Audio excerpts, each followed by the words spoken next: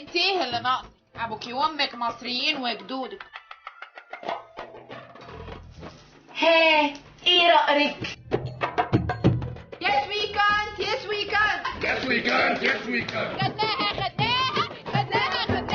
امك عماله تجيب هدوم على الفاضي وعلى المليان، والكتب مرميه في كل حته والشقه مقلوبه. الصور اللي متعلقه دي حوالين الاستاذ سعد بيه الكبير.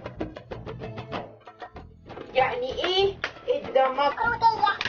يعني الراجل من دول يسأل مراته يروحوا فين، يجوا منين، يسموا العيال ايه، ومن هنا احنا هنقفل المدارس ونعملها مراكز للدروس الخصوصية. كنت واثق انك شيوعيه يا تفيدة. انا دايما بتكلم ليكم وعليكم. ست تفيدة بقت المحور الاتخاذ بتاعنا كلنا، وهي اللي شربنا في كل حته.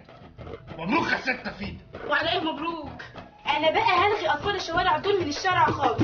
قذافل موجود، قنابل موجود، شباشب موجود.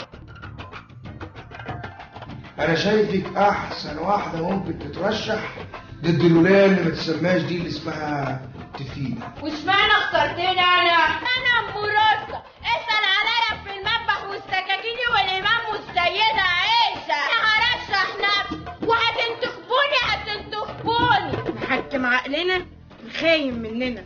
الحمله بقت عماله تسحب فلوس عماله على بطال. صورتك بقت على كل كفولة عشان نشجع العيال على الانتماء من صغرهم. مشروعي ده البراجيل هايت عشان الحملة مولعة والبقاء للأقوى. انا الست كونسوليزا رئيس تتمنى ان هي ترتبط بيا. ايه الجديد في كلامك؟ ها مفيش اي سسبنس يعني. حضرة الظابط حضرتك انت قوي. حضرة الظابط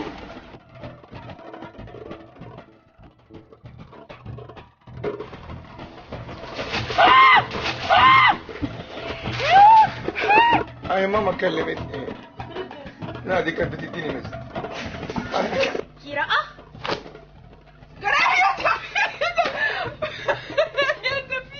بلاش خلاص المرة دي اخر مرة خلاص. داري على شكل خلاص جوه الحل. ما تخفي شوية في المحش. في المحش تتحرك. هات المطبخ.